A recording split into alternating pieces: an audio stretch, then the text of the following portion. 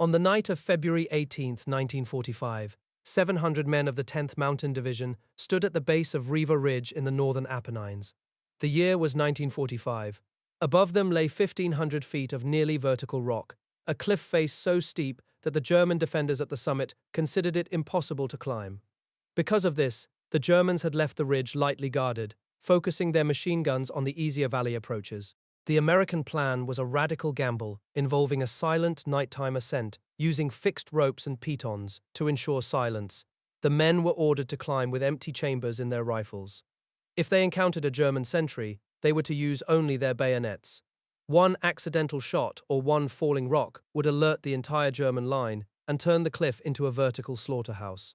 As the lead climbers reached for the first handholds, hammering pitons into the cracks, with cloth-wrapped mallets to muffle the sound, they were answering a question that had been debated in Washington for years. How did a group of civilian skiers and weekend climbers transform into the most specialized spearhead in the American military?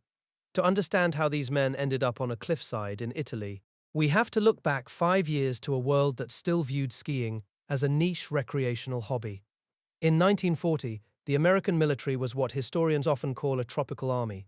Its doctrine, its uniforms, and its equipment were designed for the flatlands of Europe or the jungles of the Pacific. The army had not updated its winter warfare manuals since 1914, while the rest of the world was descending into a mechanized, industrial conflict. The American High Command largely ignored the reality that geography could neutralize a modern army. The catalyst for change did not come from a general in the Pentagon, but from a civilian insurance executive named Minnie Dole.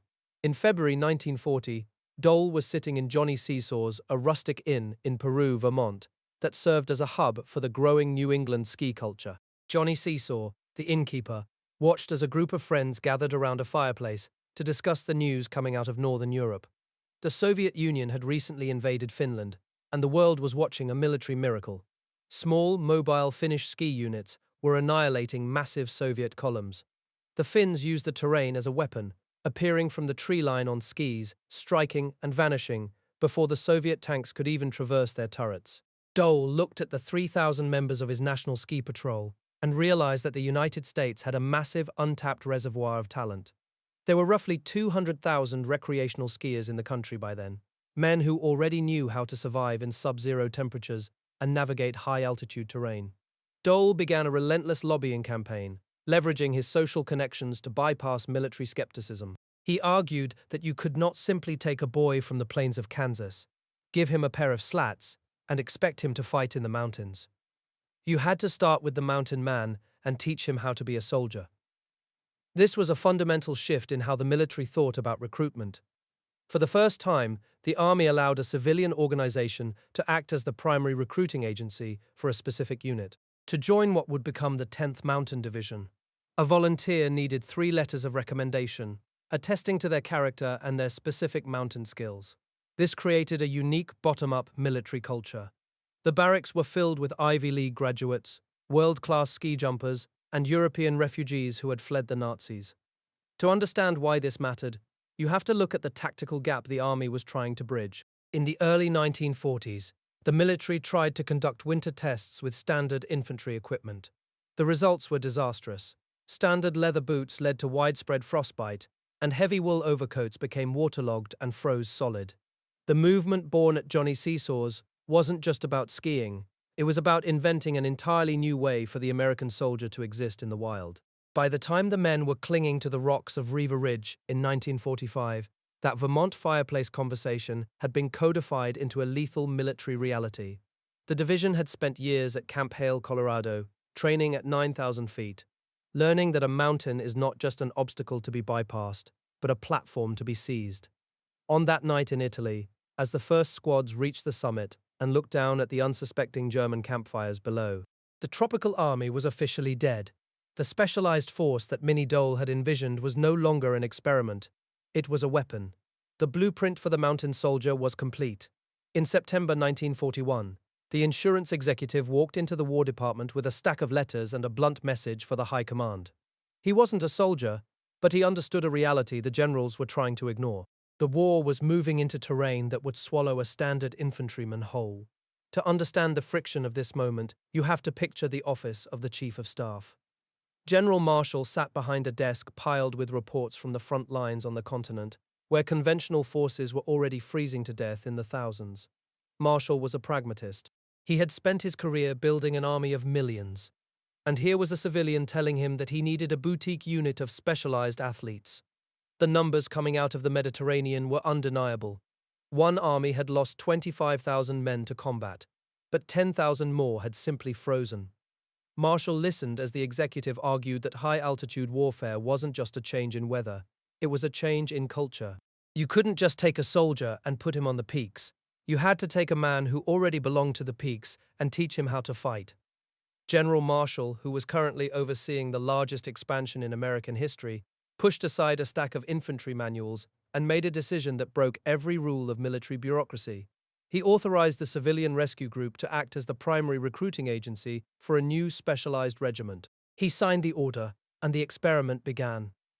By late 1942, the result of that decision was a $30 million construction project in a high-altitude valley in Colorado. They called it Camp Hale, but the men knew it as Pando. At over 9,000 feet, the air was so thin that the simple act of breathing became a chore. The valley was a natural bowl that trapped the coal smoke from 500 barrack stoves, creating a thick, black inversion that the men breathed in day and night. It produced a chronic, rattling cough that became the unit's unofficial signature. Now, think about the culture shock that occurred when the first volunteers arrived. This was a bottom-up military experiment, and it created a barracks environment unlike anything else in the service. On one side, you had the gods, world-class athletes, Ivy League climbers, and instructors who had been recruited through the civilian organization. On the other side was the flatland draftee, a man from the plains or the south who had never seen a pair of wooden slats and viewed the assignment as a form of specialized punishment. The friction within the barracks was constant. The elite volunteers saw the high country as a challenge to be conquered, while the draftees saw it as a hostile wasteland.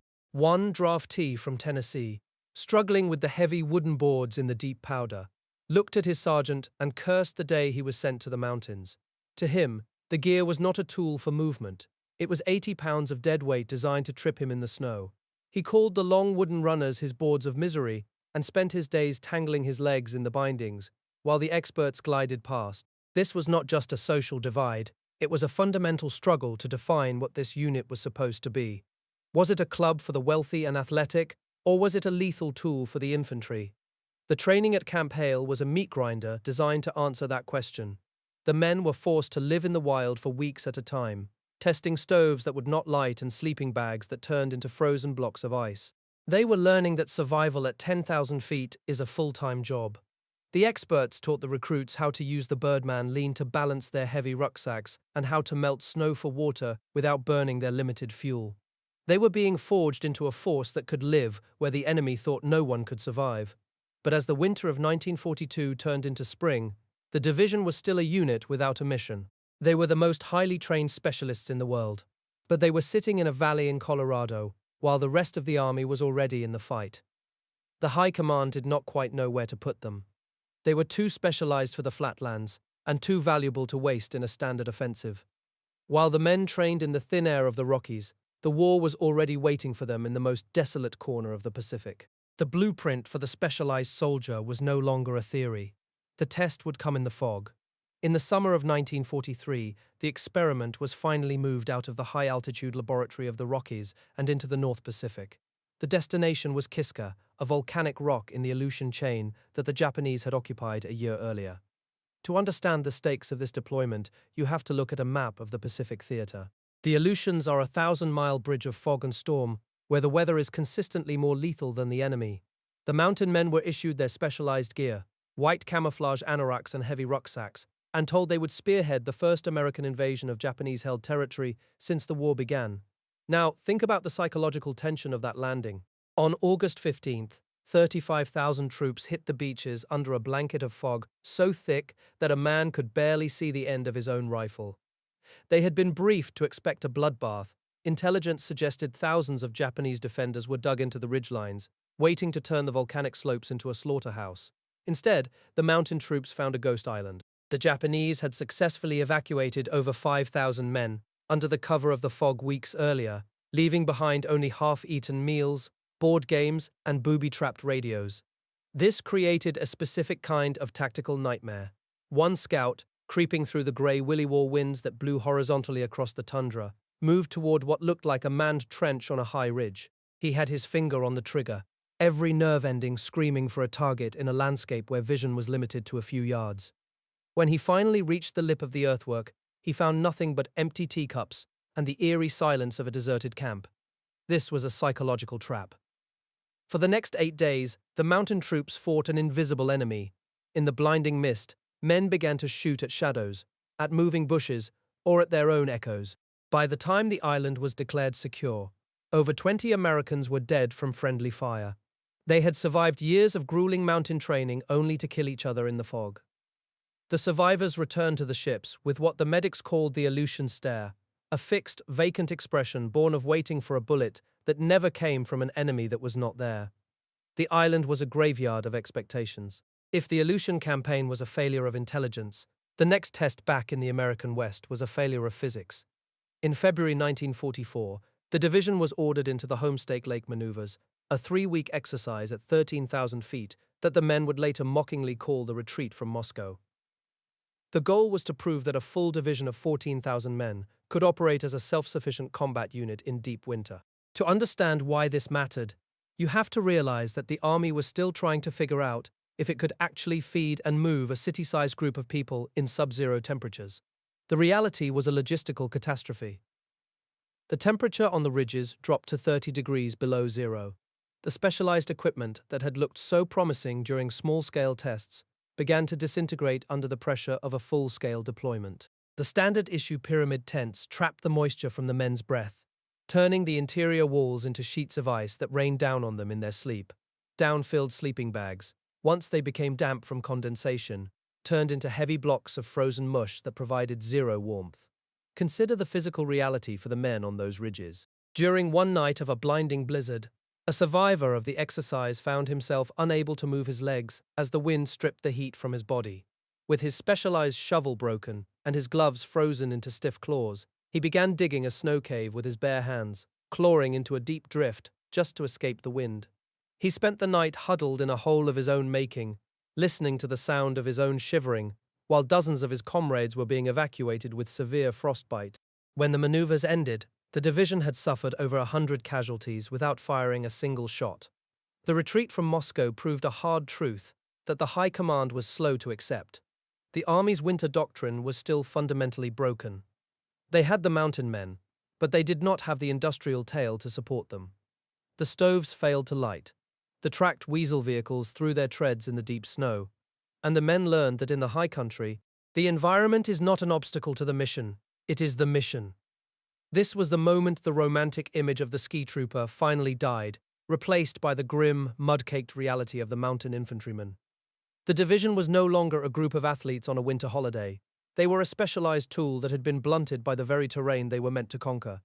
They were ready for the big leagues of Europe, but they were no longer under any illusions about the glamour of the peaks. The mountain had become the enemy. By the summer of 1944, the elite experiment that had begun in the high peaks of the West seemed to be dying a slow, bureaucratic death. While the rest of the American military was concentrated on the massive breakout in France, the specialized Alpine troops were loaded onto trains and shipped to the flat, sun-baked scrubland of central Texas. To understand the psychological blow this dealt to the unit, you have to look at what they left behind. They had spent years at 9,000 feet, mastering the physics of ice and vertical rock, only to be dumped into the 100-degree heat of Camp Swift. The mountain identity was turning to dust. The high command in Washington remained uncertain about how to use a boutique unit of skiers and eventually stripped the division of its specialized status. They were redesignated as a standard infantry force. Their pack mules were taken away, and their high-altitude gear was locked in warehouses. The men were told to prepare for combat on the flatlands. For a soldier recruited specifically for his ability to survive a blizzard, marching through the suffocating dust of the Texas plains was a blow to the spirit. The mountain tab on their shoulders, once a badge of unique expertise, began to feel like a cruel joke. Consider the experience of a Texas sentinel standing at his post near the camp perimeter during the summer of 1944. He wiped stinging sweat from his eyes as the temperature hit 110 degrees. He was wearing heavy wool trousers designed for sub-zero temperatures because the military supply chain had not yet caught up to the new geography. Beneath his feet, The rubber soles of his specialized boots, precision engineered for gripping granite, were softening in the heat. He watched a standard infantry column march past in the distance and felt the death of his identity. To the rest of the army, he was no longer a specialist. He was just another body in a replacement pool. The threat of the unit being broken up was a constant reality. The War Department was already cannibalizing understrength units to fill the gaps left by heavy casualties in France. Many in the Pentagon viewed the 10th as a bastard child, an expensive and overtrained hobby project that had failed to prove its worth in the North Pacific. For months, the men lived in a state of waiting, conducting bayonet drills and swamp maneuvers in a landscape that offered no vertical challenges. The visionary who had dreamt of this unit in a Vermont inn watched as his creation was slowly dismantled by the very institution he had fought to convince. The survival of the division during this period was largely due to the arrival of a new commander in late 1944. George Price Hayes was not a skier. He was a hardened professional who had earned the Medal of Honor in the First Great War and had recently arrived from the chaos of the French beaches. He did not care about the romanticism of the high peaks or the country club reputation that followed the unit. When he arrived at the camp in Texas, he found a division that was overtrained but underled. Hayes brought a specific and unvarnished philosophy to the barracks. He had a signature habit of wearing his steel helmet tilted at a rakish, aggressive angle, a gesture the men quickly began to mimic. It was a visual signal that the era of being a specialized experiment was over, and the era of being a combat spearhead had begun. He told the men that their ability to survive in the wild did not make them better than the Flatlanders unless they could also outshoot and outmarch them. He ended the internal debates between the elite volunteers and the draftees by focusing on a single grim reality. They were going to be the ones sent where the tanks could not go. The shift in gravity inside the division was immediate. Hayes leveraged his reputation and his connections in Washington to protect the unit from being broken up. He argued that the stalemate in the Mediterranean was caused by the very terrain his men were built to conquer. While the bureaucracy wanted to turn them into standard infantry, Hayes was quietly preparing them for a vertical offensive that would break the back of the German defenses. He brought back the specialized training, but this time it was stripped of its recreational roots. The men were no longer training to ski, they were training to weaponize the geography. By the end of the year, the atmosphere at the camp had transformed from stagnant exile to quiet, lethal preparation. The men stopped looking at the Texas dust and started studying the maps of the Southern Front. They realized that their time in the wilderness had not been a waste, but a rehearsal. In late 1944, the Bastard Division finally received the orders they had stopped believing would ever come. The experiment was back on. Now we return to the night of February 18, 1945. A vertical wall of frozen limestone stood 1,500 feet high, a slab the German defenders had deemed a natural barrier. In the early hours of that morning, the silence on the cliff was the most important tool the Americans possessed. 700 men scaled a sheer precipice in total darkness without a single metallic clink or a shouted order. The Riva lead climber reached into a narrow fissure, his fingers numb but precise. He hammered a piton into the rock, using a mallet wrapped in thick cloth to kill the ring of steel on stone. He trailed a thin nylon rope that would eventually pull an entire battalion into the sky. This was not a maneuver found in any standard field manual. It was a high-stakes application of civilian alpine technique to a problem that had stalled the Allied advance for months. The sun finally broke over the peaks the next morning, and the defensive positions at the summit were neutralized before they could even man their stations. The Germans had spent months with their machine guns aimed down at the valley floor, confident that the sheer drop behind them was as secure as a fortress wall. The Americans appeared like ghosts over the rim of the cliff, finding many defenders still in their sleeping gear. By taking the unclimbable high ground, the unit had achieved in a single night what two previous divisions had failed to do with weeks of heavy artillery. The cost for the ascent was exactly one man wounded. The peak was not a barrier, but a back door. But the success on the heights was only the first half of the gamble. The true meat grinder was waiting on the adjacent peak, a massive whale-backed mass that dominated the entire sector. On the night of February 19th, the main body of the force began its assault on that height. This was not a silent climb. It was a brutal, industrial-scale infantry fight. The ground was saturated with bouncing Betty mines that popped into the air before spraying steel balls at waist height. In the first 24 hours, hundreds of men were hit as they crawled up the muddy slopes under the arc of heavy mortars. In a standard infantry unit, Those wounded men would have ended the momentum of the attack. On a peak with no roads, it took nearly a dozen stretcher bearers to move a single casualty down the trail, a process that could take half a day. This is where the specialized culture of the unit changed the nature of the conflict. They did not rely on the standard medical evacuation chain. Instead, they used the same technology that had powered the recreational resorts of the 1930s. They built an aerial tramway. The tramway engineer stood on a precarious ledge near the summit, his flashlight shielded as he worked on the steel line. The cable had been frayed by shrapnel, and if it snapped, the metal buckets carrying the wounded would plummet into the ravine. He spent the night splicing the heavy steel strands by hand, his fingers slick with grease and cold.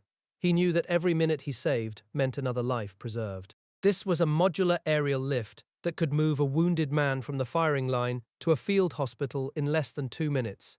It was a civilian solution to a military catastrophe. Consider the weight of that single engineering feat. By removing the burden of manual evacuation, the commander kept his squads on the firing line instead of losing them to stretcher duty. The force maintained constant pressure, refusing to give the enemy a moment to breathe. They seized the main peak and the surrounding heights in less than 4 days, tearing a hole in a defensive line that had stood since the previous autumn. High command had once dismissed these men as country club soldiers, but they were now looking at the most lethal vertical force in the theater. The breakthrough was not just a victory of courage, but a triumph of specialized logistics.